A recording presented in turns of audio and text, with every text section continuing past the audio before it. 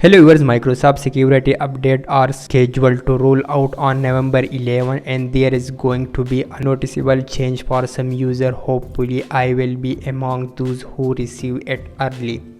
Right now a new start menu is already hidden inside Windows 11. It's just not active for most users yet. Only a few people in the Windows Insider program have access to it, and very small number of regular users might also see it. There are some third-party tools you can use to enable it early, but Microsoft has confirmed that this new start menu will officially begin rollout with this month's Patch Tuesday update. The update design will change how apps appear. All apps will now be displayed visible on the start menu in a cleaner, more organized layout.